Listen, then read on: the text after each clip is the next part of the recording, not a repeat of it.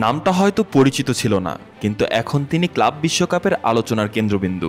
Real মাদ্রিদের নতুন উঠতি তারকা গঞ্জালো গার্সিয়া মাত্র ২১ বছর বয়সে বিশ্ব ফুটবলের সবচেয়ে বড় টুর্নামেন্টে এরই মধ্যে নিজেকে চিনিয়েছেন অনন্য দক্ষতায়।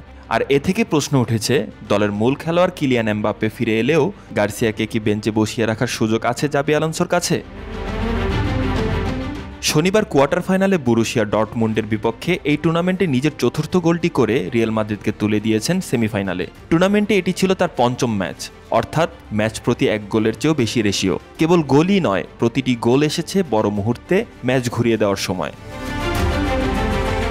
আল হিলালের বিপক্ষে রিয়ালের প্রথম ম্যাচে গোল, পাচুকার বিপক্ষে গুরুত্বপূর্ণ অ্যাসিস্ট, সালজবুর্গের বিপক্ষে জয়সূচক শট, আর রাউন্ড অফ 16-এ জুভেন্টাসের বিপক্ষে হেডে ম্যাচজয়ী গোল। মাঠে প্রতিবারই নিজেকে ছাপিয়ে গেছেন এই তরুণ। একাদশে সুযোগ পেয়েছিলেন কিলিয়ান এমবাপ্পের অসুস্থতায়, কিন্তু জায়গাটা নিজের করে নিয়েছেন নিজের যোগ্যতায়। জুভেন্টাস ম্যাচে বেঞ্চ থেকে সুযোগ পেয়েছেন এমবাপ্পে, কিন্তু সেটা ভিনিসিয়াস জুনিয়রের বদলি হয়ে। মাঠে ঠিকই গার্সিয়াকে রেখে দিয়েছিলেন জাবি আলোনসো। এই সিদ্ধান্তেই পরিষ্কার, জাবি আলোনসোর স্কিমে এখন গার্সিয়া কোনো বিকল্প নয়, বরং মূল আক্রমণ ভাগের অন্যতম স্তম্ভ।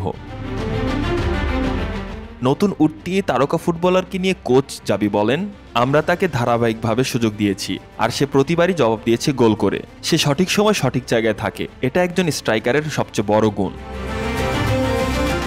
লা লিগায় খুব বেশি সুযোগ না পেলেও যুক্তরাষ্ট্রে আয়োজিত ক্লাব বিশ্বকাপে যেন নিজেকে নতুন করে খুঁজে পেয়েছেন গার্সিয়া। পিএসজির বিপক্ষে সেমিফাইনালে যদিও ফিরবেন এমবাপ্পে, তবুও গার্সিয়াকে থামানো এখন ফরাসিদের অন্যতম চ্যালেঞ্জ হবে বলে মনে করা হচ্ছে। সেমিফাইনালে পিএসজি রিয়াল মাদ্রিদ মহারণেই প্রমাণ হবে গঞ্জালো গার্সিয়ার এই আলো ক্ষণিকের কিনা, নাকি জ্বলে উঠবেন রিয়াল মাদ্রিদের কাণ্ডারি হয়ে। ক্লাব বিশ্বকাপের সবচেয়ে বড় আবিষ্কার পারবে কি তার ধারাবাহিকতা ধরে রাখতে?